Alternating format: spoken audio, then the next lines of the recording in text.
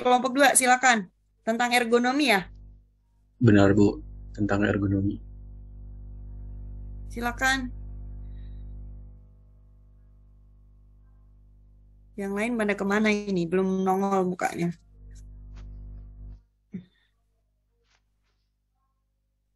Kita mulai ya, Bu. Ya, silakan.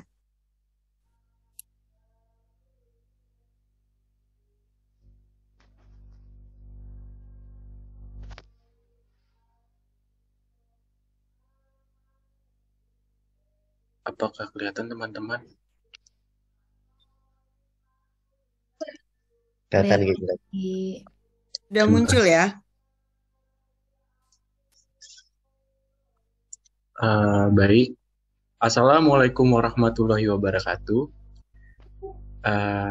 Perkenalkan kami dari kelompok 2 ini memaparkan tentang faktor ergonomi aspek tenaga kerja. Dengan nama kelompok 2 pertama ada Ardi Agustiawan, yang kedua ada Bella Aulia Zaratunisa, yang ketiga adalah saya sendiri Sudio Gwinanto, dan yang keempat adalah Sri Kartika Putri. Baik, kita langsung saja mulai memaparkan faktor ergonomi aspek tenaga kerja.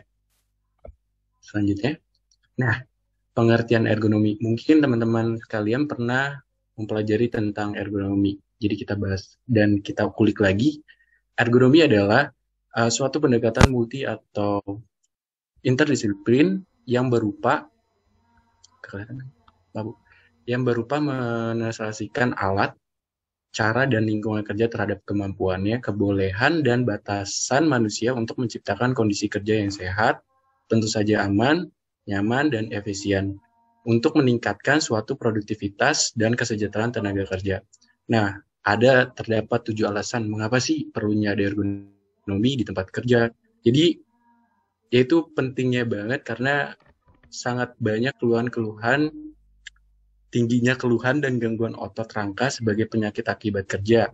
Yaitu apa aja? Pertama itu sakit bahu, pinggang, pergelangan, tangan, selain itu kecelakaan kerja, dan masih tinggi akibat kelelahan dan rancangan display atau tombol, mesin, serta prosedur kerja yang tidak ergonomis.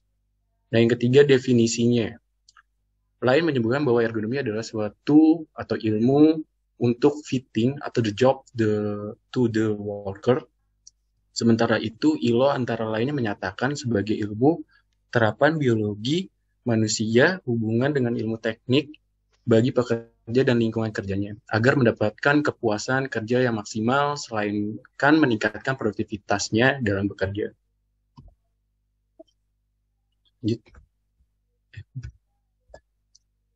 Nah, ada pengelompokan ergonomi pada aspek tenaga kerja dalam bidangnya. Yang pertama itu kelelahan kerja. Bidang kajiannya ergonomi yang berhubung dengan pengukuran dalam berkurang atau hilangnya kebiasaan dan kemampuan untuk menampilkan keselamatan atau keamanan yang tinggi di dalam bekerja. Yang kedua, antropometri, yang dimana kajian ini berhubungan dengan pengukuran dimensi tubuh manusia untuk digunakan dalam rancangan peralatan dan fasilitas sehingga sesuai dengan pemakaiannya untuk para pekerjanya. Yang ketiga adalah physical fitness, yang dimana berhubungan dengan pengukuran kemampuan tubuh untuk melakukan aktivitas fisik agar terhindar dari kelelahan kerja. Yang terakhir itu adalah Nordic Body Map, yang bagian kajian ergonomi yang berhubung dengan pengukuran untuk mengukur rasa sakit dari otot para pekerja, dikutip oleh dari Wilson and Collett tahun 1995, di mana kuesioner Nordic Media merupakan salah satu bentuk kuesioner yang checklist dalam ergonomi. Nah, identifikasi banyak faktor ergonomi hampir sama. Ergonomi adalah yang dimana cabang ilmu yang secara sistematis memanfaatkan informasi mengenai sifat-sifatnya, kemampuannya, dan keterbatasan manusia yang merancang suatu sistem kerja sehingga orang dapat hidup dan bekerja pada sistem itu dengan baik secara EASNE, yang dimana efektif, aman, sehat, nyaman, dan efisien. Yang kedua itu mempunyai prinsip ergonomi, yaitu ada pedoman dalam menerapkan ergonomi di tempat kerja, dan terdapat 2 prinsip ergonomi, yaitu sebagai berikut.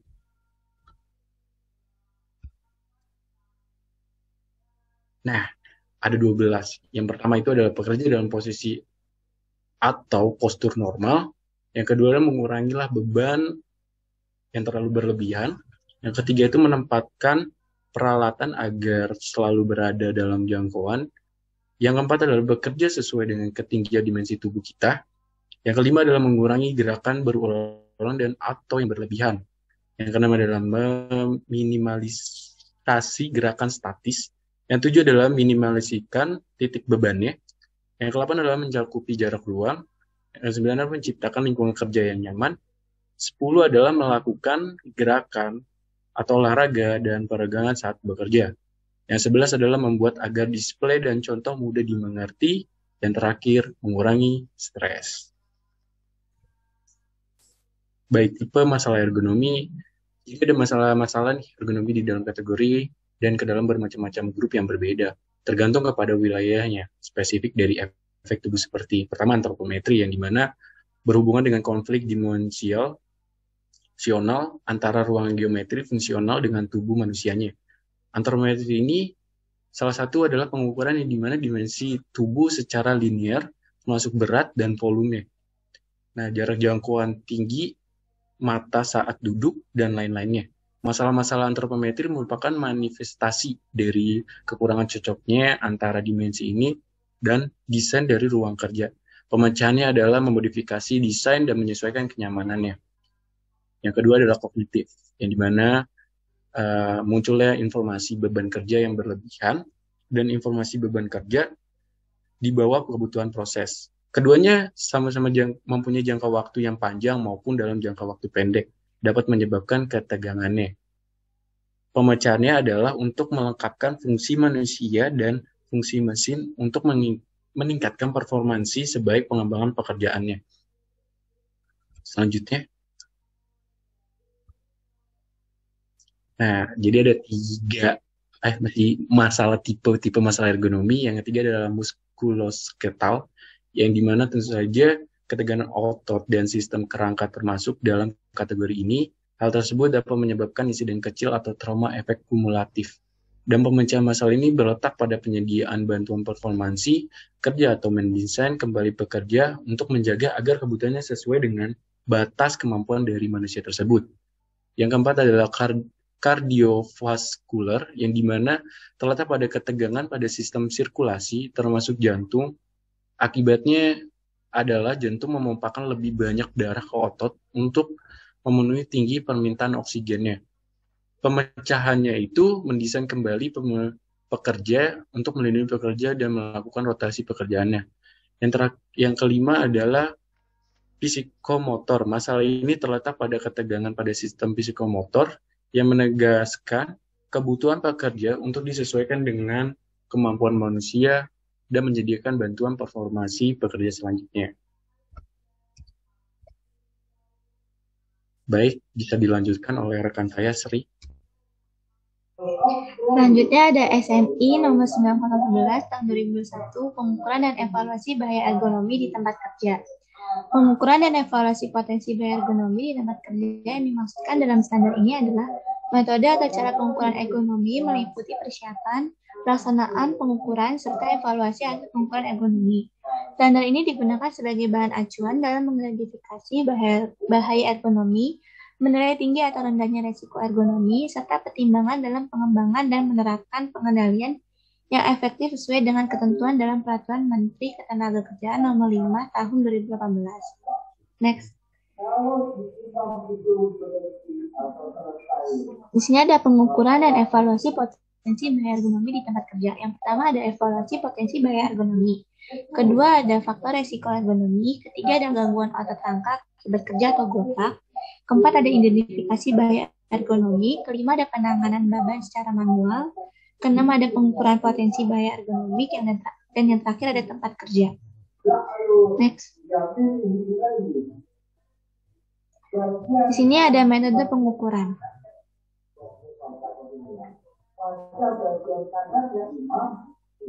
Yang pertama ada metode pengukuran kelelahan.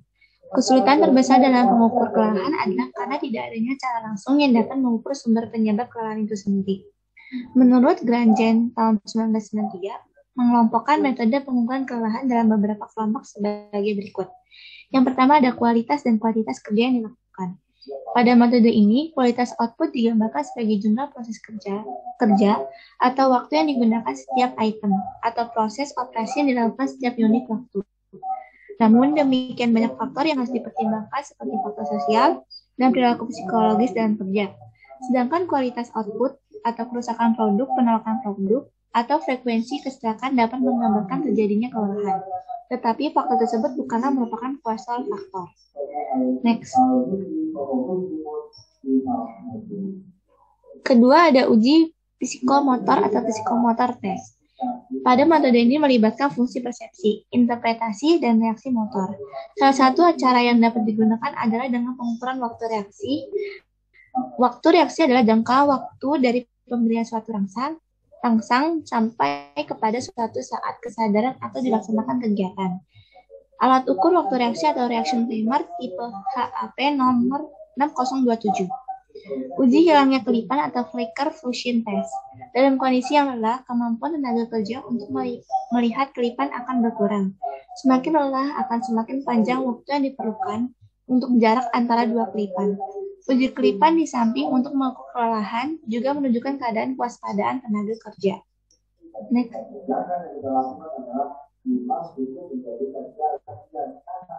Keempat ada perasaan kelelahan secara subjektif. Subjektif atau feeling of fatigue. Subjektif self-rating test dari Industrial Fatigue Research Committee atau IFRC Jepang merupakan salah satu kuesioner yang dapat untuk mengukur tingkat kelelahan subjektif. Kuesioner tersebut berisi 30 daftar pertanyaan yang terdiri dari yang pertama ada 10 pertanyaan tentang pelemahan kegiatan, perasaan berat di kepala, lelah seluruh badan, berat di kaki, menguap, pikiran kacau, mengantuk, ada beban pada mata, gerakan canggung dan kaku, berdiri tidak stabil, ingin berbaring. Kedua, ada 10 pertanyaan tentang pelemahan motivasi. Susah berpikir, lelah untuk berbicara, gugup, tidak berkonsentrasi, sulit memusatkan perhatian, mudah lupa, kepercayaan, merasa cemas, sulit mengontrol, sikap, tidak tekun dalam pekerjaan. Terakhir, ada 10 pertanyaan tentang gambaran kelelahan fisik. Ada sakit kepala, kaku di bahu, nyeri di punggung, sesak nafas, haus, suara serak, merasa pening, spasme di kelopak mata, tremor pada anggota badan, dan merasa kurang sehat. Menurut Sinclair, tahun 1992 menjelaskan beberapa metode yang dapat digunakan dalam pengukuran subjektif. Metode tersebut antara lain ranking methods, rating methods, questionnaire methods, interview, dan checklist. Next.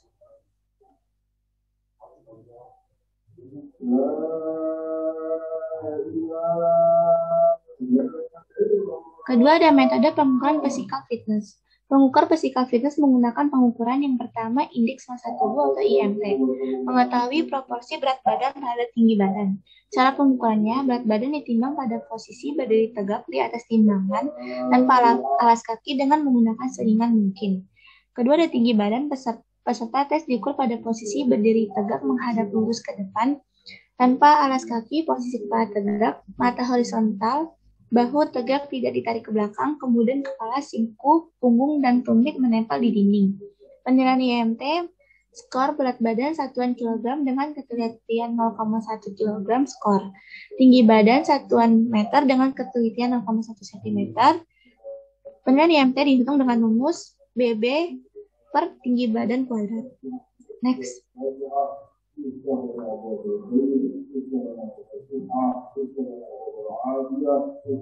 Selanjutnya akan dilanjutkan oleh Ardi. Nah, untuk yang kedua, screening kesehatan. Sebelum seorang mulai melakukan latihan fisik, sebaiknya dilakukan penilaian kesehatan agar dapat diberikan latihan fisik yang sesuai sehingga aman dalam melakukan latihan fisik dengan physical activity readiness questionnaire atau disingkat PARQ. Next. Yang C ada metode pengukuran Nordic Body Map.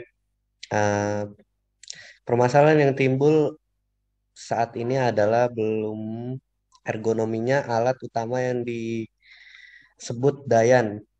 Banyak keluhan yang disampaikan oleh pengrajin ketika mereka menggunakan dayan ini dalam waktu yang lama. Menggunakan dayan oleh pengrajin dapat dilihat pada gambar berikut, pada gambar yang di bawah ini ya. Ketika menggunakan dayan, pengrajin harus duduk di lantai dan bagian punggung hanya ditopang oleh kayu yang diikat ke dayan. Posisi ini akan menimbulkan banyak keluhan terhadap tulang belakang. Maka berumusan masalah yang akan dikaji dalam penelitian ini adalah bagaimana mendesain dayan yang ergonomis untuk mengurangi muskuloskeletal disorder pada pengrajin songkat dengan menggunakan aplikasi Nordic Body Map. Lanjut. Tujuan dari penelitian ini yang pertama identifikasi muskuloskeletal disorder yang dialami pengrajin selama menggunakan dayan dengan Nordic Body Map Questionnaire. Menghitung ukuran antropometri yang dipakai untuk memperbaiki ukuran dayan. Nah, yang terakhir, membuat desain dayan yang lebih ergonomis. Pengumpulan data Nordic Body Map. Untuk memperoleh data yang digunakan dalam penyusun penelitian ini, maka dilakukan pengambilan data secara primer dan sekunder, yaitu data primer. Data primer yaitu informasi yang diambil langsung dari subjek penelitian melalui prosedur penelitian dengan melakukan wawancara atau observasi menggunakan kuesioner Nordic Body Map untuk mengetahui musculoskeletal disorder yang dialami oleh pengrajin. Selain data kuesioner, data yang diambil adalah data dimensi dari dayan. Data antropometri dari perajin dan data denyut nadi kerja untuk mengetahui beban kerja fisik pengrajin. Data sekunder yaitu sumber data penelitian yang diambil secara tidak langsung melalui media perantara diperoleh dan dicatat oleh pihak lain, yaitu dari dokumen dan studi pustaka, baik yang dipublikasikan maupun yang tidak dipublikasikan. Oke, lanjut. Hasil kuesioner Nordic Body Map. Metode ini merupakan metode yang digunakan untuk menilai tingkat keparahan severity atau severity ya atas terjadinya gangguan atau cedera pada otot-otot skeletal. Metode dengan metode Nordic Body Map merupakan metode penelitian yang sangat subjektif, artinya keberhasilan aplikasi metode ini sangat tergantung dari kondisi dan situasi yang dialami pekerja pada saat dilakukannya penilaian dan juga tergantung dari keahlian dan pengalaman observer yang bersangkutan. Dalam aplikasinya metode Nordic Body Map dengan menggunakan lembar kerja berupa peta tubuh body map merupakan cara yang sangat sederhana, mudah dipahami, murah dan memerlukan waktu yang singkat, sekitar 5 menitan per individu. Observer dapat langsung mewawancarai atau menanyakan kepada responden pada otot-otot skeletal bagian mana saja yang mengalami gangguan kenyerian atau sakit, atau dengan menunjukkan langsung pada setiap otot skeletal sesuai yang tercantum dalam lembar kerja kuesioner Nordic Body Map. Lanjut. Yang D, metode pengukuran antropometri. Antropometri pengukuran tubuh ada yang statis dan dinamis. Apa yang disebut engineering antropometri berhubungan dengan aplikasi dari data-data tipe tubuh terhadap perancangan peralatan yang digunakan. Antropometri terbagi menjadi 2 bagian. Jadi, Bu, mohon maaf Bu, dijeda dulu apa gimana?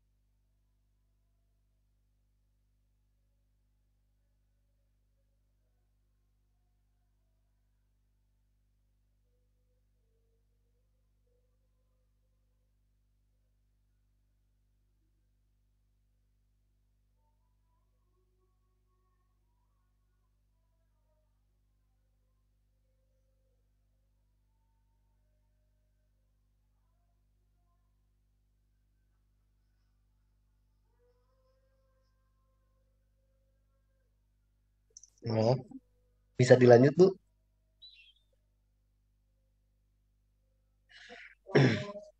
Oke, boleh silakan. Oke, dilanjut. Antropometri terbagi menjadi dua bagian, yaitu yang pertama antropometri statis, yaitu pengukuran manusia yang dilakukan pada posisi diam dan secara linear pada permukaan tubuh. Dan yang kedua, antropometri dinamis, yaitu pengukuran keadaan dan ciri-ciri fisik manusia dalam keadaan bergerak, eh, memperhatikan gerakan-gerakan yang mungkin terjadi saat pekerja tersebut melakukan kegiatan.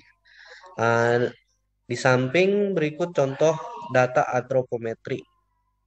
Nah, teman-teman bisa lihat eh, contoh data antropometri. Ya, lanjut.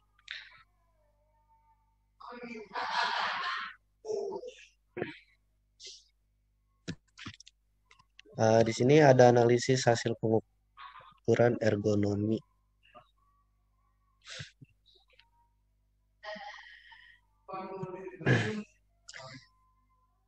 Analisis hasil pengukuran pada aspek tenaga kerja.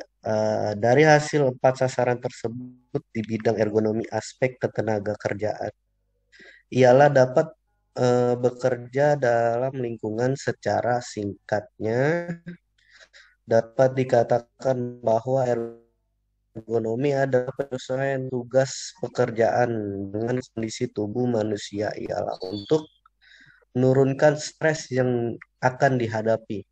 Ada prinsipnya, disiplin ergonomi akan mempelajari apa akibat-akibat jasmani, kejiwaan, dan sosial dari teknologi dan produk-produknya terhadap manusia melalui pengetahuan tersebut.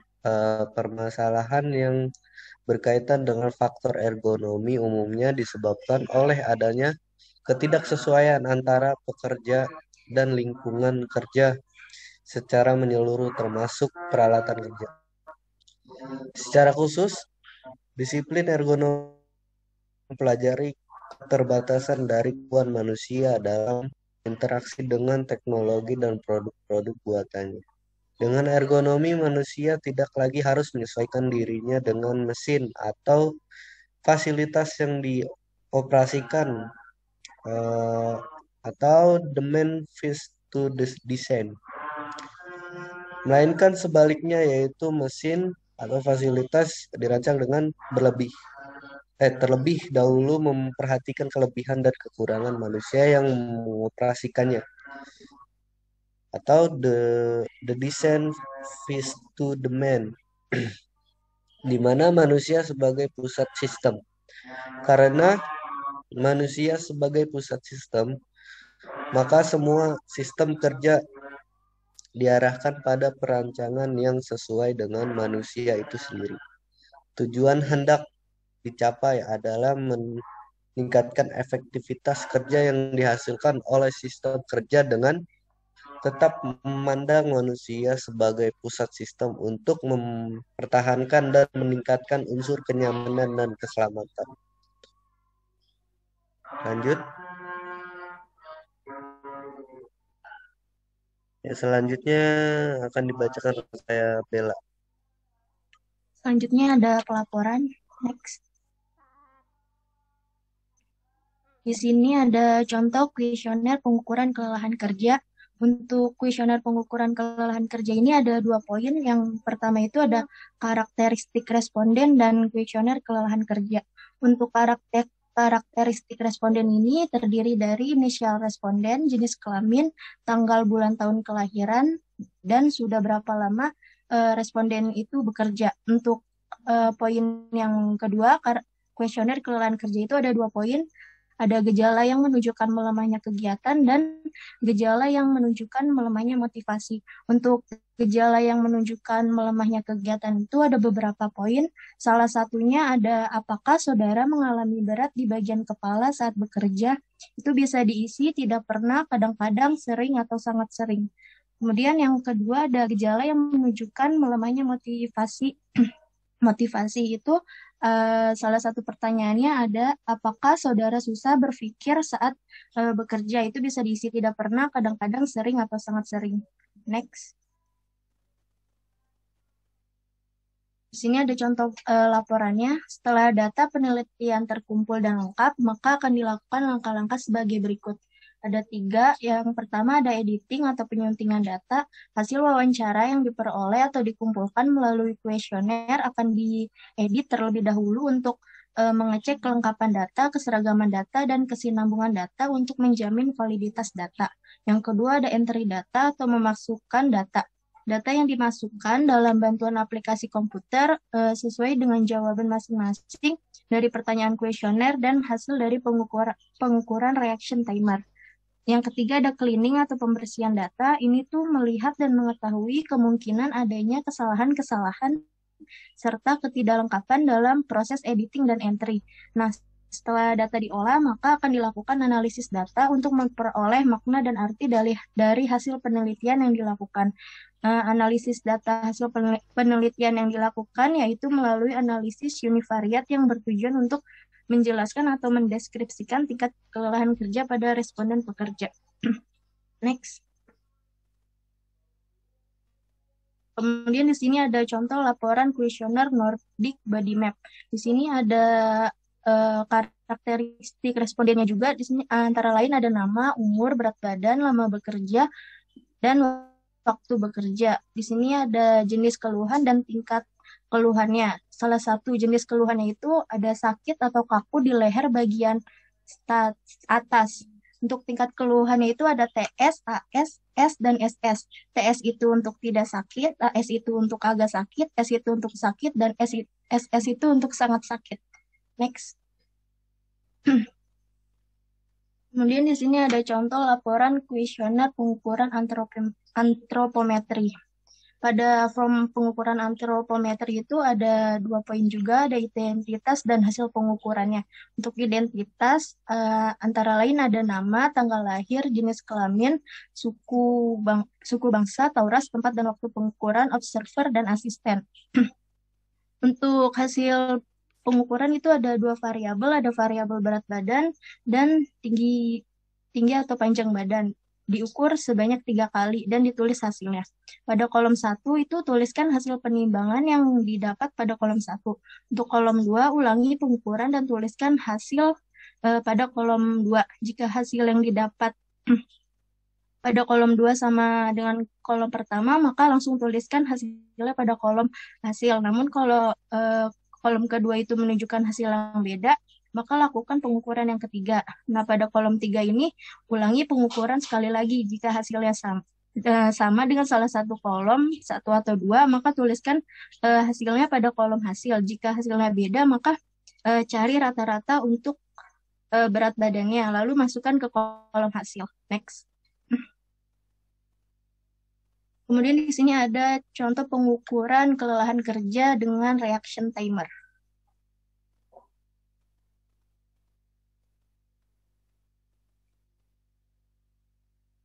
Next.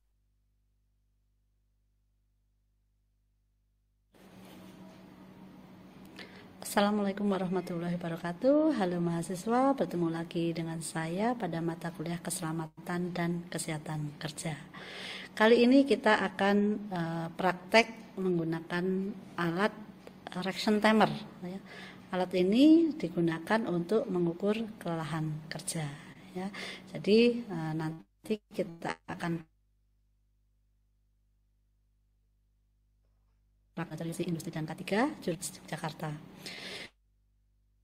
Baik, untuk lebih jelasnya yuk kita simak video yang berikut ini.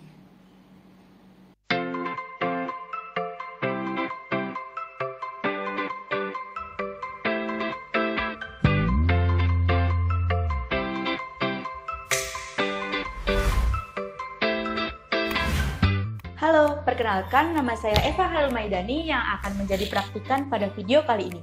Video kali ini akan menyajikan langkah-langkah menggunakan reaction timer.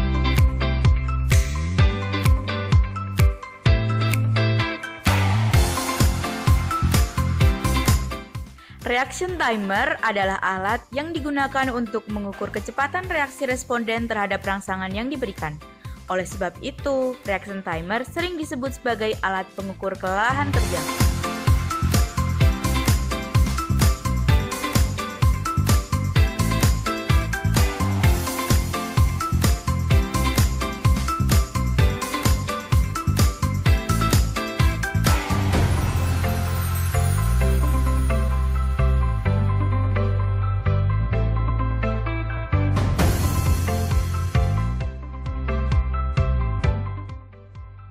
Langkah pertama yaitu menghidupkan alat dengan menekan tombol power.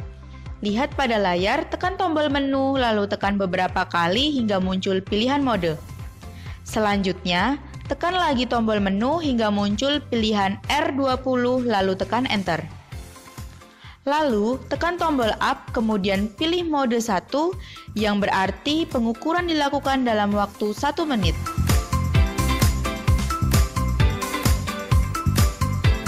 Selanjutnya, dengan menekan Enter, maka waktu pengukuran akan dimulai.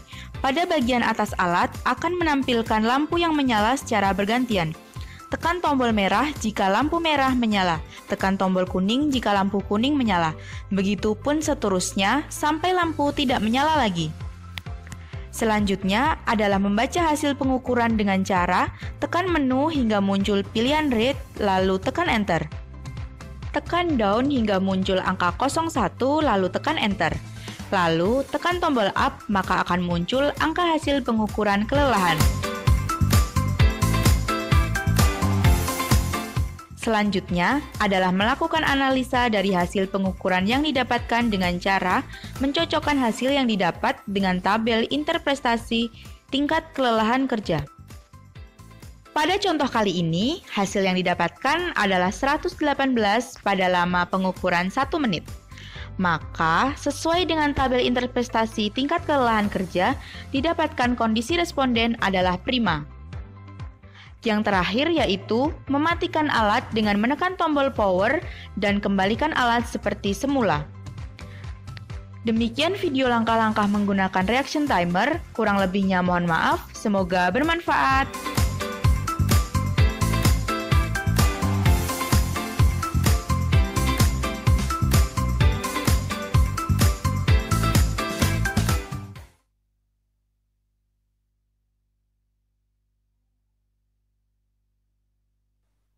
Baik, sekian pemaparan dari kelompok kami. Kurang lebihnya mohon maaf. Buat teman-teman, jika ada pertanyaan dipersilahkan. Oke, silakan buat teman-teman yang mau bertanya terkait presentasi dari kelompok 2 ya, untuk pengertian pengukuran ergonomi ini untuk pengukuran dari aspek pekerjanya ya, meliputi kelelahan, physical fitness, antropometri, dan Nordic body map. Sejauh ini ada yang ditanyain nggak teman-teman dari presentasi kelompok 2?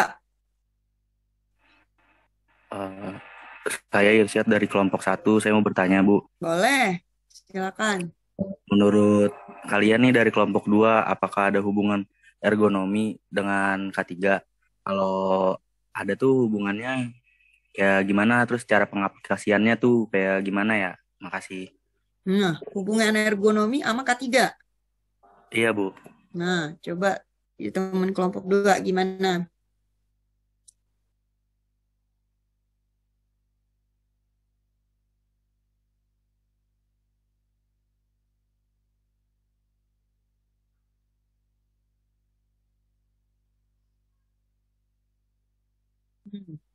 Zahra tuh nanya juga tuh kelompok 4 di chat. Bagaimana upaya yang dapat dilakukan untuk mencegah bahaya ergonomi di tempat kerja? Preventifnya bagaimana?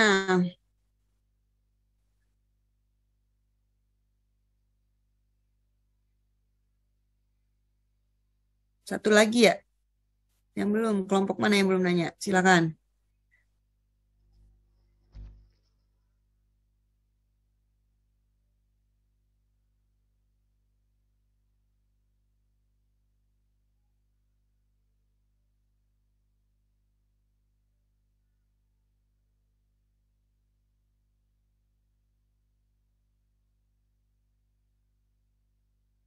Ya, teman-teman yang lain silakan. Sambil kelompok 2 juga menjawab ya. Ada 2 pertanyaan tadi yang udah dari Irsad sama dari Zahra. Mau dijawab dulu sambil nunggu. Kelompok 1 lagi yang belum bertanya, kelompok mana? Nah, kelompok 3.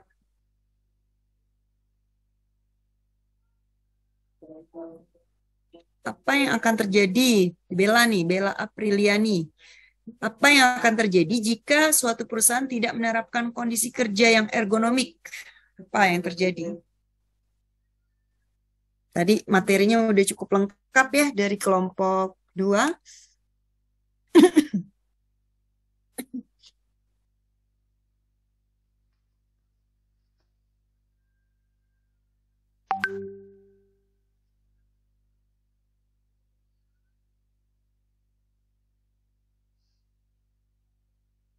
Baik Bu, kita diskusi senda dulu. Boleh, silakan yang mau jawab.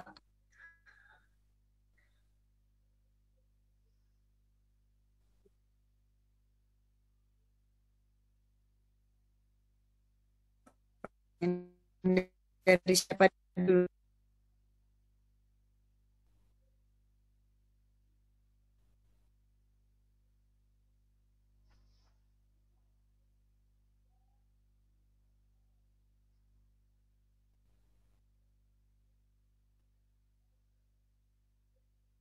Ayo, jangan lama-lama. Hujannya tambah deres ini ntar. Di saya udah deres Bu. Yogi, jawab. Sebentar.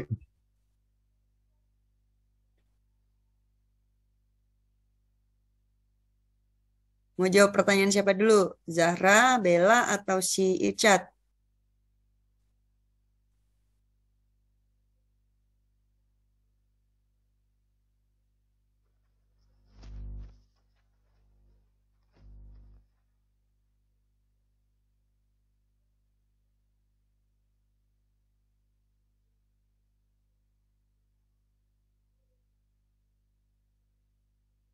Ayo.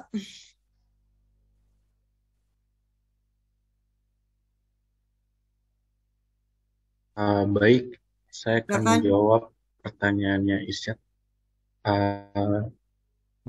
Tadi apa sih pertanyaan?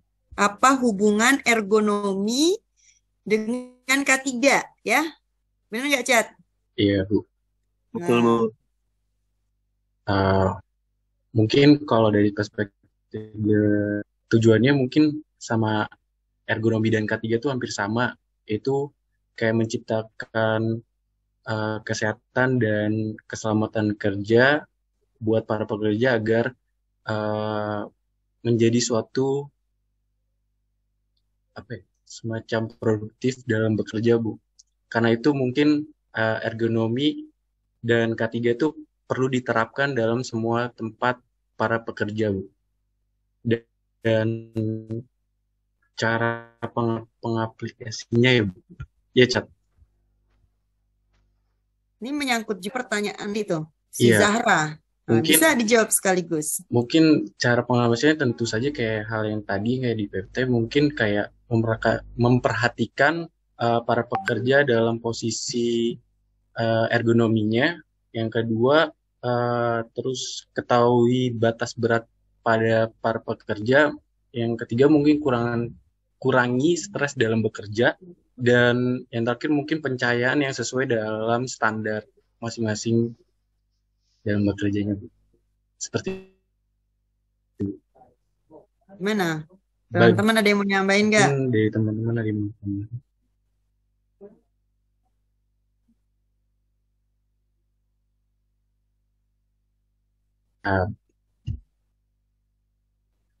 Mana tadi?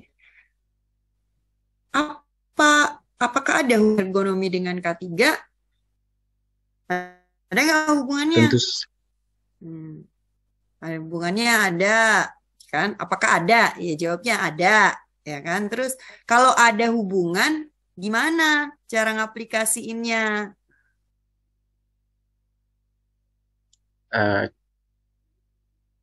Tadi kan di presentasinya teman-teman tuh udah muncul tuh kan. Ergonomi itu apa? Ya nanti aja lah terakhir ya Ibu itu ya resume ya. Baik, Ibu. Nah, sekarang ada yang mau ngasih tambahan ini nggak? Argumen apa? Gimana, Cat? Jangan nanya aja, diem baik.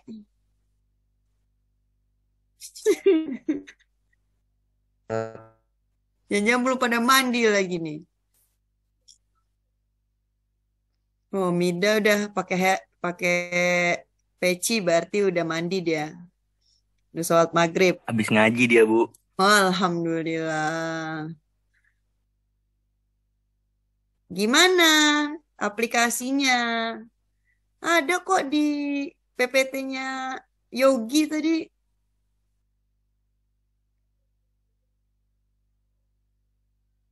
Ayo. Sebelum nanti kita bahas yang ergonomi yang lebih itu lagi. Aplikasinya lebih banyak lagi. Nanti di kelompoknya Nuri ya. Kelompoknya siapa tuh? Yang selanjutnya. Kelompoknya siapa? Nuri apa siapa?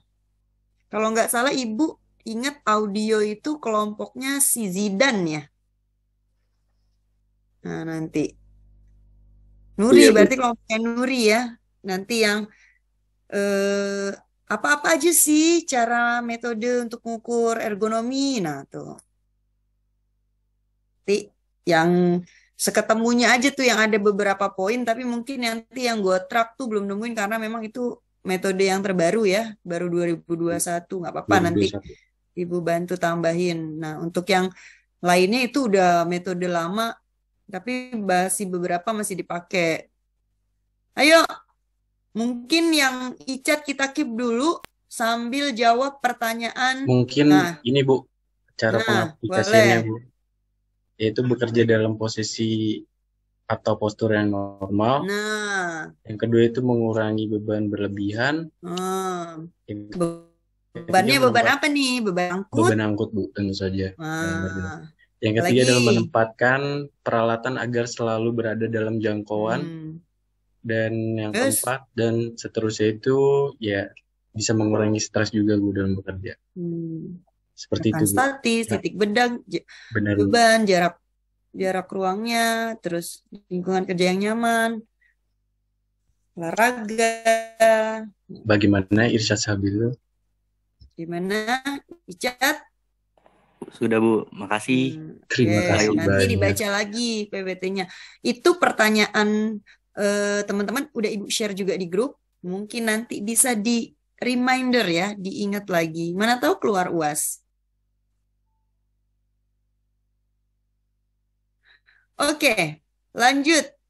Dari kelompok 2 yang mau menjawab pertanyaan dari Bella sama Zahra, siapa? Bu, Silakan. ingin menjawab pertanyaan si Bella. Boleh, silakan. Jadi pertanyaannya itu apa yang akan terjadi dalam suatu perusahaan tidak menerapkan kerja yang ergonomi. Nah, kalau misalnya di dalam suatu perusahaan itu tidak ada yang menerapkan kondisi ergonomi kayak gitu, itu kebanyakan para pekerjanya tuh kelelahan pada otot. Contohnya kelamaan di komputer kayak gitu ya kan. Terus kelelahan juga pada matanya juga, Bu. Seperti itu, Bu, kemungkinan. Ya, itu efeknya ya. Iya. Salah satu efeknya gimana, Bella? Apakah Bella ingin menambahkan? Enggak, Bu. Boleh. Makasih, Ardi. Ya, Makasih, sama-sama. Ardi. Oke. Itu 2 efek yang dari kelompok 2 ya. Katanya kalau dia bekerja terlalu lama depan komputer, matanya lelah. Terus misalnya duduk lama, pinggangnya sakit. Ya. Bu, kalau gamers kenapa nggak lelah? Ya, bukan nggak lelah, nggak dirasa aja lelah karena terlalu menarik ya. Bener. Tantang Hobi untuk kali, Bu. menangin gitu kan. Sebenarnya nanti pada akhirnya juga akan menyebabkan efek dari terlalu lama duduk, terlalu lama membungkuk gitu. Coba nanti kita korelasinya sama Zahra. Pertanyaan Zahra.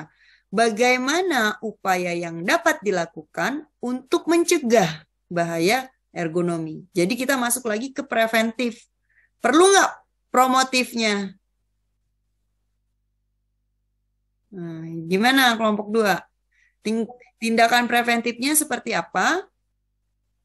Terus perlu nggak ada tindakan promotif? Bagaimana upayanya? Izin menjawab pertanyaan Zahra, Bu. Oke, silakan Bella Aulia. Pertanyaannya, bagaimana upaya yang dapat dilakukan untuk mencegah bahaya ergonomi di tempat kerja? Jadi upaya yang dapat dilakukan dengan cara yang pertama itu dapat menyediakan posisi kerja atau duduk yang sesuai, kayak meliputi sandarannya, kursi atau bangku. Kemudian desain workstation gitu, sehingga alat-alat mudah dijangkau dan bahu pada posisi netral, rileks, dan lengan lurus ke depan ketika bekerja. Jika memungkinkan, pertimbangkan rotasi pekerjaan dan memberikan istirahat yang teratur dari pekerjaan intensif. Hal ini tuh dapat mengurangi risiko kram berulang dan tingkat kecelakaan dan kesalahan.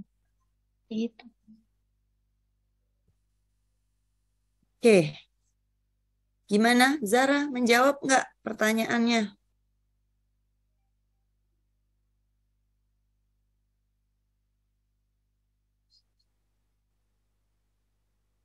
Halo? Apalagi nih? Oh, udah terjawab katanya. Terima kasih. Oke. Ada lagi pertanyaan tambahan?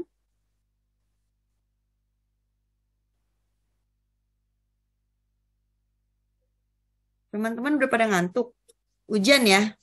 Iya, Bu. Hujan. Adem enak, Bu. Iya. Ya.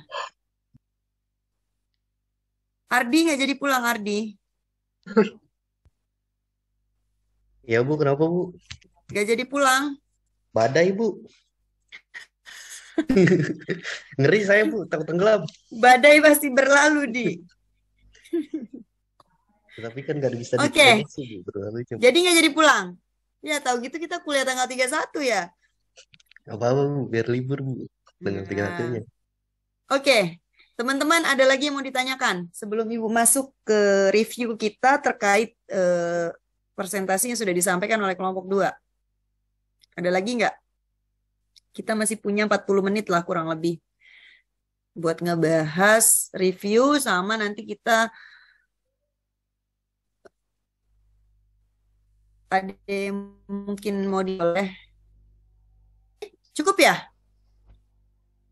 Cukup, pakai. Kayak kita kasih plus dulu buat kelompok 2 yang udah presentasiin hasil dari diskusi kelompoknya terkait materi kelompok. Nggak ada yang mau nanya tentang Nordic Body Map? Baik. Ibu mau review dulu sebelum teman-teman. Kita tadi udah bahas tentang ergonomi. Apa tadi ergonomi? Ergo berasal dari bahasa Yunani atau bahasa Latinnya ergo dan nasinya ergonomi, ergo dan no.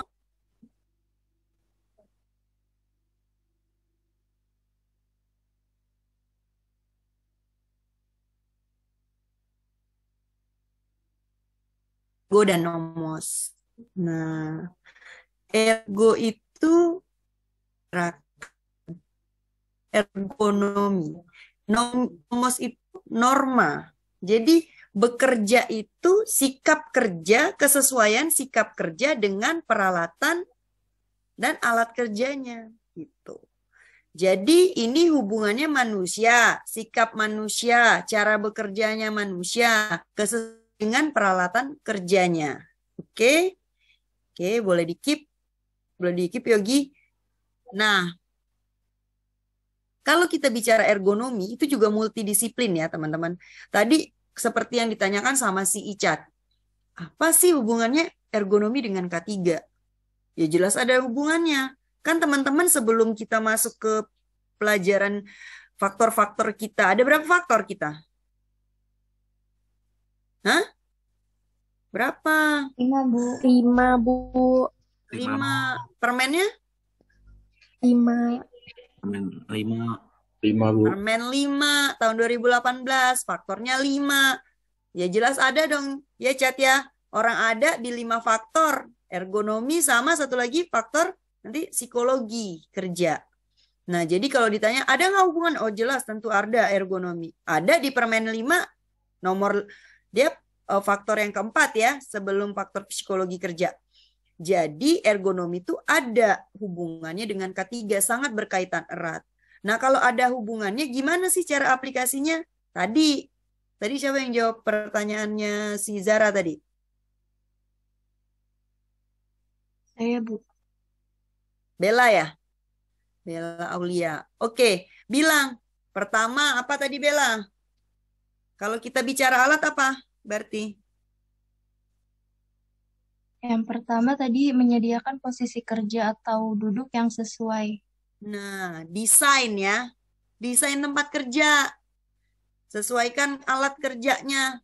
Nah, misalnya, biasanya makanya kalau di luar negeri itu, atau di negara-negara maju seperti Jerman, Jepang, itu mereka akan menyiapkan tempat kerja itu sebelum mereka membuat pabrik atau tempat kerja, mendesain tempat kerja, mereka akan menyesuaikan dengan tinggi atau postur dari pekerja. Benar nggak? Nah, misalnya kerja kantorannya, dia akan dia akan mempekerjakan berapa pekerja, terus dia harus nyiapin berapa meja, dia harus nyiapin berapa kursi.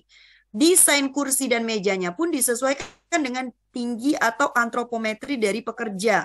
Misalnya untuk bule tingginya berapa rata-rata? 70-an. 70 sampai 180 something lah ya. Nah, dia kalau pakai kursi orang Indonesia, bisa kira-kira nyaman nggak duduknya? Tidak, Bu. Nah, pasti nggak nyaman dong. Nah, di situ juga harus disesuaikan antara ras orang Eropa sama ras orang Asia atau ras orang Amerika. Biasanya kalau Eropa Amerika ya hampir-hampir sama. Yang beda tuh ras Asia kayak kita, Jepang, ya kan, Indonesia. Tapi sekarang pun Jepang udah banyak yang posturnya besar-besar tinggi ya. Dia mungkin udah dari gizinya juga sudah mulai terpenuhi. Nah, di situ tuh harus disiapkan gitu loh. Seperti merancang pabrik. Orang yang bekerja untuk misalnya dia packing, untuk mempacking hasil produksi. Nah, gimana stasiun kerjanya? Nah, itu nanti kita bahas di sesi pertemuan selanjutnya terkait metode pengukuran kita ya. Tapi ini kita bahas sedikit saja.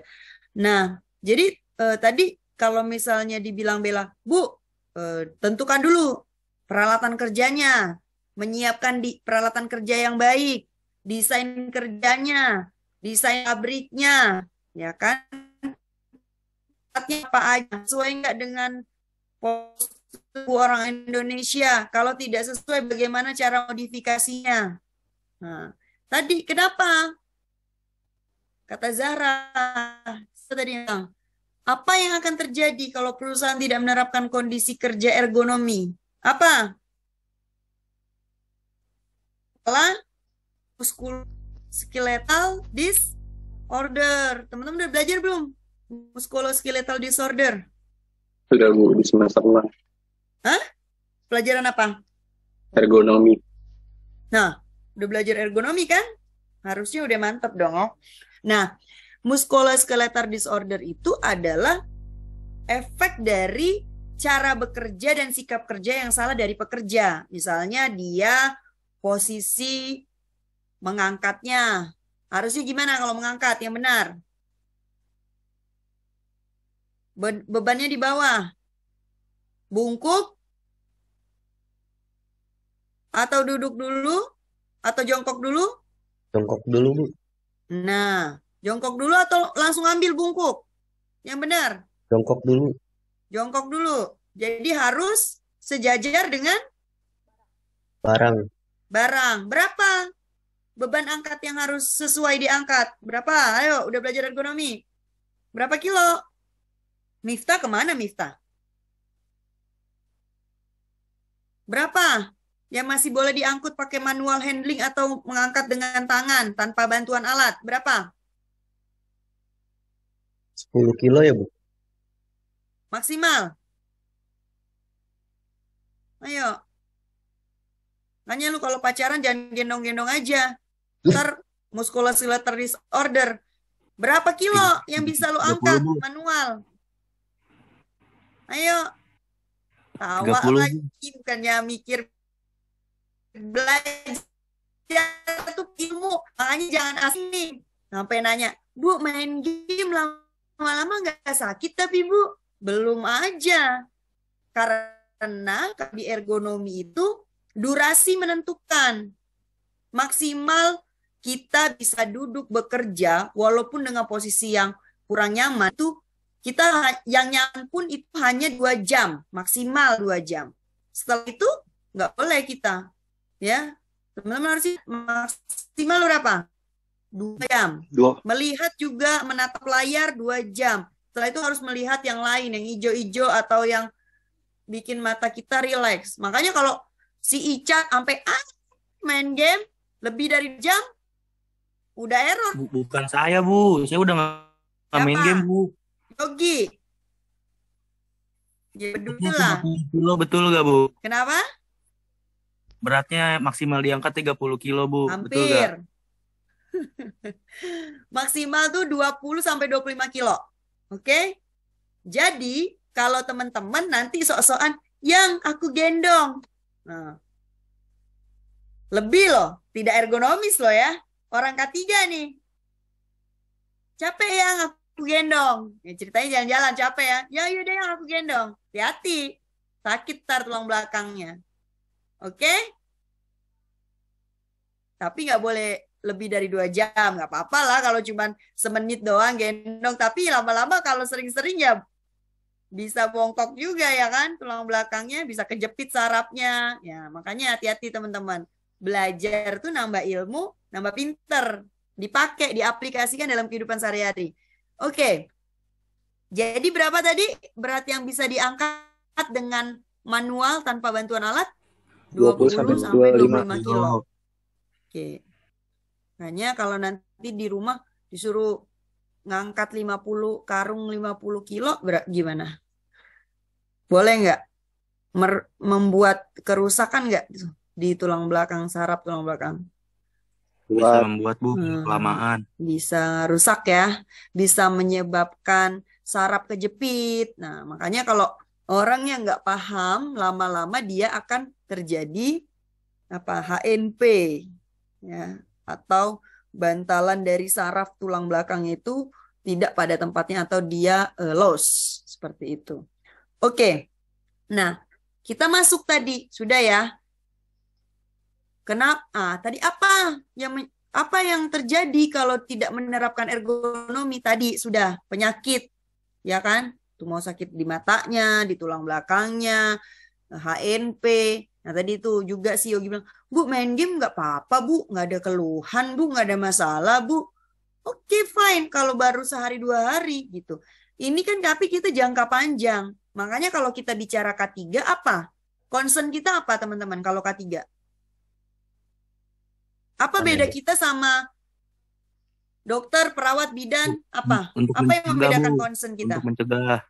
Hah? Untuk mencegah, Bu, supaya tidak terjadi penyakit. Nah, mencegah. Bahasa kerennya apa? Kalau mereka itu di bagian fasilitas kesehatan itu, mereka di bagian pelayanan itu adalah kuratif dan rehabilitatif. Kalau kita, teman-teman K3 yang bekerja di bagian HSE atau di bagian promosi kesehatan, kita mainnya di apa? Preventif dan kuratif. Promotif.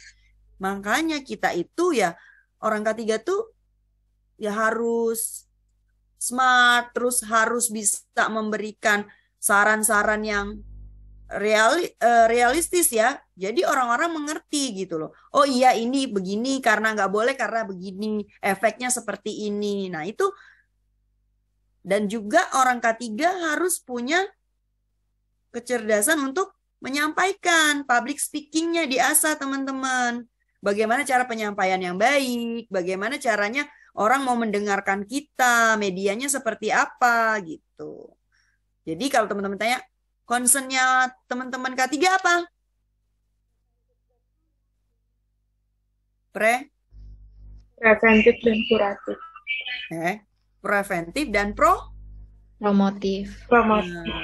kalau dokter perawat bidan lebih ke arah kalau di pelayanan kesehatan apa? Lebih ke Rehabilitatif. Dan kuratif. Nah, kuratif dan rehabilitatif. Teman-teman ingat ya. Belajar diingat. Oke, baik. Ini kita hari ini banyak teori ya. Belum ke aplikasi ya. Tapi nggak apa-apa teman-teman. Sekilas review dengan materi teman-teman yang udah dapat sebelumnya dari materi ergonomi. Nah, bagaimana upaya yang dapat dilakukan untuk mencegah? Kembali lagi tadi ke pertanyaan Zahra. Gimana sih upaya mencegahnya tadi? Disebut sama Bella tadi ya Bel. Stasiun kerjanya yang bagus. Terus itu di tahap awal itu adalah gimana hierarki? Miftah. Hierarki pengendalian apa Miftah pertama? Hierarki pengendalian. Oh, yang segitiga itu ya Bu ya? Iya, apa? Kita masuk ke situ aja terus kalau pencegahan. Apa? Eliminasi dulu nggak sih Bu? Pertama apa? Eliminasi. Oke. Eliminasi. Apa yang dieliminasi? Yang membuat bahaya. Apa yang membahaya? Kalau nggak bisa dieliminasi di apa?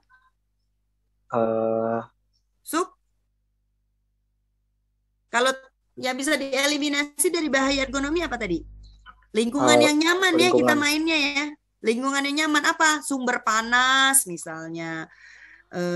Bau, bising. Nah, bisa dihilangkan. Ya kan? Bisa dihilangkan atau diredam. Kalau selanjutnya apa? Substitusi. Ganti. Nggak nyaman nih kursi gamenya nih. Beli dong kursi gamers yang harganya 10 juta. Ya kan? Ada sandaran lehernya. Punggungnya tersandar semua, bisa nyantai, bisa sambil tiduran. Mungkin benar Yogi atau Icat bilang, nggak apa-apa Bu. Ya kalau kursi harga 10 juta, 20 juta kayak gamers yang udah profesional, mungkin bisa membuang bahaya itu. Tapi tidak boleh tetap dalam durasi, nggak boleh lebih dari 2 jam, sudah harus relaksasi, stretching. Ya teman-teman. Tadi udah. Substitusi. Ganti kursinya. Kalau kursi yang biasa. Ya lu di rumah kursinya kagak ada sandaran. Gimana mau enak ya kan. Duduk lama. Nggak bisa. Harus pakai kursi yang benar-benar ergonomis. Apa kursi yang ergonomis? Ibu mau tanya. Ayo. Tahu nggak teman-teman? Kan udah belajar ergonomi. Kursi yang ergonomis itu seperti apa? Kalau kursi kerja di kantor. Atau kursi yang mau main game selama berjam-jam. 9 yang bentuk itunya 90 derajat Bu sikunya. Apa yang bisa di adjustable?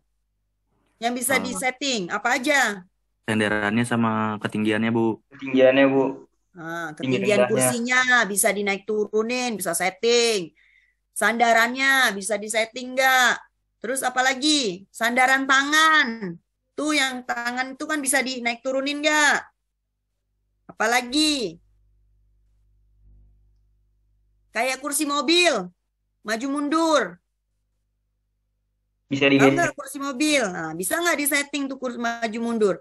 Baru dibilang tuh kursi ergo bisa masuk kategori kursi yang ergonomis. Makanya harganya berapa teman-teman? Nah, ada harga yang harus dibayar untuk suatu kenyamanan. atau keselamatan.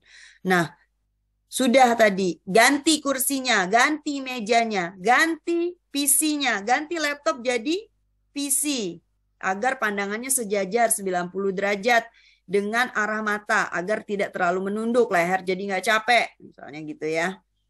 Apalagi eliminasi substitusi. Engineering control. Nah, engineering control tadi yang disebut Bel Aulia apa? Mendesain Stasiun kerja. Nah, stasiun kerjanya didesain.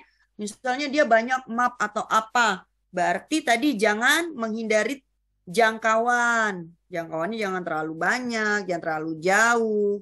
Jadi dia tidak terlalu menggapai, tidak lelah, bahunya tidak ketarik. Seperti itu. Misalnya dia yang kerja kantoran. Atau dia yang kerja pabrik. Didesain sebelum pabrik itu jadi, kita udah harus mendatangkan orang insinyur engineering yang dia paham dengan aspek-aspek ergonomi agar stasiun kerja yang didesain itu tidak memberikan dampak bahaya terhadap si pekerja. Itu dari sisi engineering control. 3. Satu lagi apa? 2 lagi.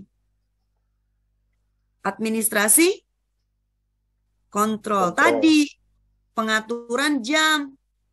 Jangan dari jam 9 habis sholat sampai jam 4 subuh main game. Kan? Istirahat 2 jam, jalan berdiri. Bentar ya, pause dulu. Bisa nggak kayak gitu main game? Bisa, Bu. Nggak bisa. Bisa. Yang ada terus. Oke. Terus pengaturan, administrasi kontrol tuh shift kerja, pengaturan kerja, jam kerjanya bagaimana. Dan terakhir apa teman-teman? APD. APD, Bu. Pakai apa? Kacamata, Bu. Iya, kacamata anti radiasi biar matanya nggak cepat lelah. Oke, apalagi kalau dari sisi promosi kesehatan promotifnya apa? Memberikan penjelasan kepada pekerja bagaimana sikap kerja yang baik, misalnya cara kerja di kantor. Makanya jadi orang K3 itu harus bisa mengkaji, gimana sih cara kerja yang baik kalau di kantor. Cari berdasarkan Permenkes. Nomor berapa, tahun berapa. Oh gini cara kerja. Di print, tempel di setiap tempat duduk orang yang sedang kerja di kantor. Jadi dia, oh gini ya, saya salah nih posisinya, harus sandaran. Kaki harus nggak boleh menggantung, kakinya biar nggak capek gitu. Itu salah satu ya promosi. Atau teman-teman punya cara-cara lain untuk mempromosikan dengan apa, misalnya dengan video atau dengan mengingatkan setiap 2 jam sekali ada suara waktunya stretching. Nah, misalnya nyalain musik, terus teman-teman pekerja stretching dulu berapa menit, lanjut lagi kerja. Itu salah satu untuk mencegah terjadinya ergonomi di tempat kerja. Tadi Nordic Body Map sudah paham? Oh iya, sama ini ya teman-teman, kelelahan ya. Reaction time, mungkin kalau teman-teman nanti praktek, insya Allah ada di Hiperkes, bisa belajar untuk pakai alat reaction time. Reaction time itu untuk mengukur kelelahan, jadi konsentrasi kita melihat cahaya yang ada di alat itu. Nah gimana nih, kita lelah nggak nih? Ya lelah sih kayaknya ya. Kalau udah terlalu lama, biasanya nggak fokus lagi. Reaction time, apalagi tadi dibahas, banyak ya untuk mengecek kelelahan itu ya tadi ya. Ada beberapa ya tadi ya, parameternya yang di presentasinya teman-teman kelompok 2. Sama konsen saya tadi Nordic Body Map. Kenapa Nordic Body Map? Ada yang tahu nggak? Nah nanti di setiap pengukuran itu, untuk kelompok selanjutnya ya Nuri ya. Nah, itu pasti ada Nordic Body Map. Kenapa kita pakai Nordic Body Map? Mau itu ROSA, mau itu Brief, mau itu Rula, mau itu Reba, ataupun GoTrack, kita tetap pakai Nordic Body Map. Karena Nordic Body Map itu adalah, kalau kita menguji ergonomi, kita harus dapat 2 data teman-teman. Data apa saja? Pertama, data objektif. Data objektif itu yang kita inspeksi langsung ke pekerja. Kita rekam videonya, kita foto pekerjanya yang sedang bekerja, sikap kerjanya gimana, videonya bagaimana. Itu data objektif yang kita dapatkan dari lapangan. Dan data subjektif, jadi kita mainnya DSDO. Data subjektif dan data objektif. Kalau data subjektif itu kita dapat dengan tadi Nordic Body Map. Kita tanyakan keluhan pekerja. Walaupun kadang-kadang pekerja itu tidak fokus dan tidak konsen. Apa sih keluhannya dia? Karena seperti tadi teman-teman aja udah, walaupun bukan pekerja ya, kayak Yogi bilang, nggak capek kok Bu main game biarpun berjam-jam. Itu kan subjektif ya. Mungkin kalau si Bella atau si Nuri, aduh Bu 2 jam aja udah ada, kayaknya pinggang sakit nih Bu, duduk lama-lama, mata sakit. Nah, beda-beda subjektif. Tapi kita sebagai seorang K3 itu harus pintar menggali keluhan dari si pekerja. Jangan sampai dia nggak ada keluhan, padahal dia sampai rumah ngeluh sakit pinggang. Karena itu salah satu teknik atau keahlian dari teman-teman untuk menggali data dari si pekerja. Kadang-kadang pekerja juga lagi sibuk, dia punya target kan, misalnya sehari dia harus making berapa, atau kayak misalnya yang packing rokok ya, teman-teman kan pernah lihat ya di medsos atau apa, yang linting rokok. Nah itu kan dia punya target sehari harus berapa linting. Dengan bertanya kita mengganggu dia mencapai target. Makanya kadang-kadang kita nanyanya juga harus ada teknik-teknik sendiri. Ergonomi itu nggak akan ketemu kalau yang mengkajinya orang yang tidak pandai teknik wawancaranya kurang, misalnya pendekatan ke karyawannya kurang baik, dia nggak mau terbuka terkait keluhan ya bisa. Makanya teman-teman nanti berlatih bagaimana cara mengkaji orang biar dia mau share ya keluhannya apa, dia capeknya apa, sakitnya apa, ya kan? Gitu. Oke. Sampai di sini ada yang mau ditanya lagi nggak teman-teman? 823.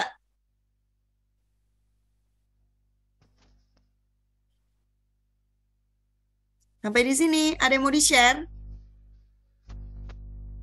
Nordic Body Map-nya mau dijelasin ini apa nanti sekalian yang metode pengukuran nama kelompoknya Nuri? Halo? Ih, jangan pada tidur. Ibu aja belum tidur nih. Guys, gimana? Apa tadi kalau menguji ergonomi 2 data? Apa data apa?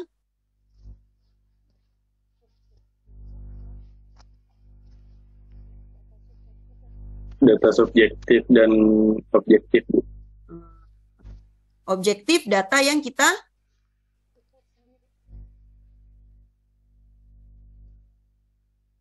Foto atau video. Objektif. Objektif itu data yang objektif kita ambil. Tapi kalau subjektif apa tadi? Yang kita keluhan yang kita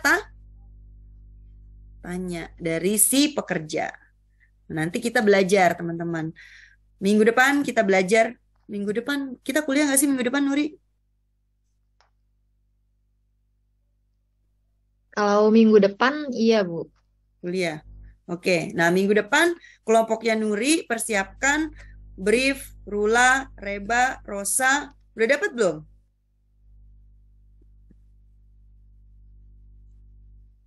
Minggu depan berarti kelompok 3 ya Bu? Bebas mau tapi kayaknya bagusnya ergonomi berlanjut. Jadi nggak Iya, kalau kalau misalnya Nuri kelompok 4 Bu. nah ya udah Nuri kelompok 4 maksudnya materinya apa? Ya kan ergonomi maksudnya kemarin kan kelompoknya si Zidan kan muter ke bawah tuh karena yang lain katanya udahlah Bu kami udah nyari materi nih Bu terkait ergonomi jadi kelompok Zidan nanti biar materi audiometri aja gitu. Terserah sih bebas. Kalau teman-teman mau polanya nanti masuk audiometri tapi nanti metode yang ergonominya next week lagi nggak apa-apa juga. Tapi nanti jadinya pola berpikirnya nanti berantakan. Ini kan sekarang udah materi nih ergonomi awal.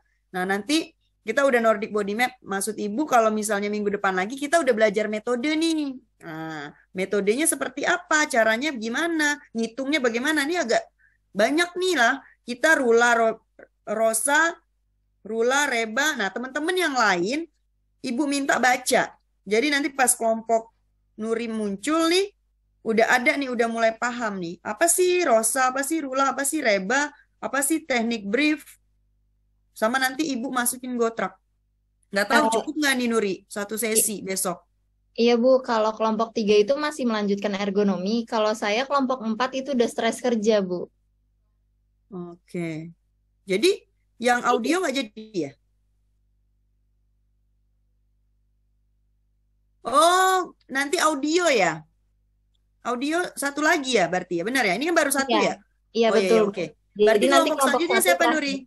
Kelompok satunya terakhir yang audio itu Bu. Kelompoknya Irsyad ya. Ya, yang Rula, Reba, Rosa siapa penerus ergonomi? Di kelompok 3 Ibu. Siapa? Bella, Bu. Bella. Oke, Ya, Bella, Bu. persiapkan dengan baik. Aduh, Bu. Nanti nggak apa-apa sih. Maksudnya gini, teman-teman itu nggak usah perfect. Yang penting teman-teman berusaha untuk mengumpulkan materi dari maksudnya beberapa referensi lah ya, nggak usah lengkap. Yang penting teman-teman baca dan mulai paham gitu aja udah bagus gitu loh. Yang penting nanti kita tinggal share aja. Nanti Ibu komplitin apa sih yang teman-teman kira-kira, Bu kurang clear nih Bu terkait materi ini. Oke, yang mana nanti Ibu tinggal Ibu dorong nih kalian udah paham sedikit jadi udah enak gitu. Jadi nggak sampai ngeblank banget. Kalau ngeblank banget kan nanti bingung. Apa sih Ibu ini bicara apa sih? Nggak nyambung gitu. Oke? Nah, Baik Bu. oke. Ada yang tanya lagi nggak? Ardi kemana tuh hilang? Kena badai? Kamu masih di kosan Ardi? Suaramu hilang. Ya Bu, Nggak jadi pulang? nggak jadi Bu. Baru kita mau nitip ya. Berenang aja di berenang. Dermaganya Bu, Emang dermaganya badai aja di banjir. hidung? Iya Bu, kan langsung kena angin kan. Kalau Tidung itu bangunannya juga dikit kan Bu. Oh Nggak ya udah. banyak kayak di Oke, Jakarta. mudah-mudahan keluarga di Tidung aman ya, Ardi ya. Amin, amin. Sehat-sehat ya orang tua semua ya. Oke, sampai di sini. Ada yang nanya lagi nggak terkait presentasi minggu depan? Bella, apa yang trouble-nya apa? Belum ada, Bu. Masih proses bikin. Oke, lanjut ya. Nanti kalau misalnya sempat Ibu masukkan gotrak. Kalau nggak sempat nanti gotrak ya PR lah ya. Maksudnya PR nanti Ibu masukin. Tapi nyempil di mana nanti. Bukan PR buat kalian, terstress lagi gotrak banyak. Ya udah. Tadi kayaknya ada yang lagi nongkrong di kafe ya. Siapa? Si Zack.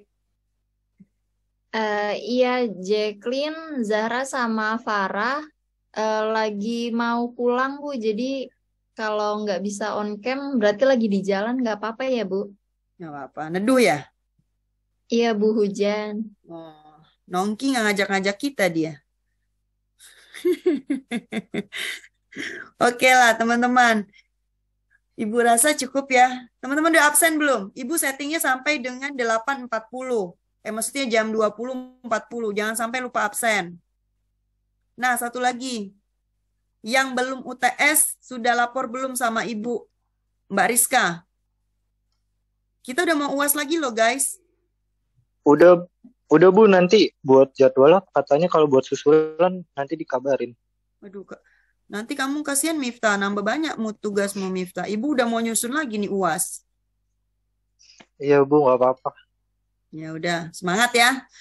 Berarti si Miftah sama si siapa? Putri apa siapa ya? Yang belum.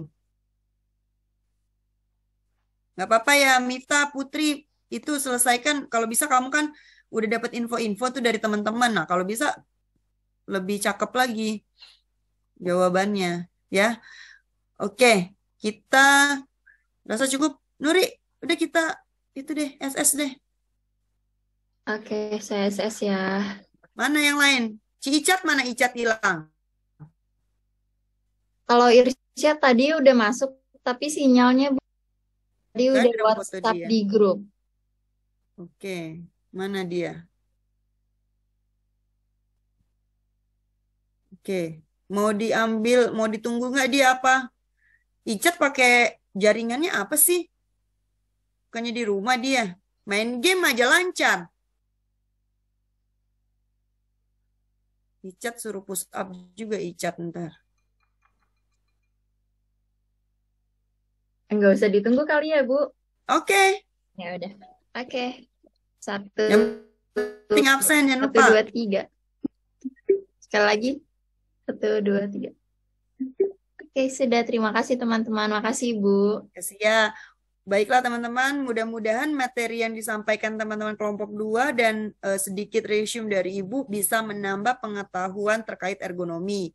Dan diharapkan teman-teman jangan hanya mengharapkan masukan dari kelompok saja, kalau bisa minggu depan teman-teman sudah ada referensi sedikit, baca-bacalah sedikit, searching sedikit di Google apa sih Rula, Reba, Rosa, dan brief, metode brief. Jadi nanti pas saat kelompok 2 masuk, teman-teman sudah bisa, maksudnya ada gambaran tentang metode itu. Oke, itu saja yang bisa Ibu sampaikan. Kurang lebihnya Ibu mohon maaf. Wabillahi taufik wal hidayah. Wassalamualaikum warahmatullahi wabarakatuh. Sampai ketemu. Bye-bye. Waalaikumsalam warahmatullahi wabarakatuh.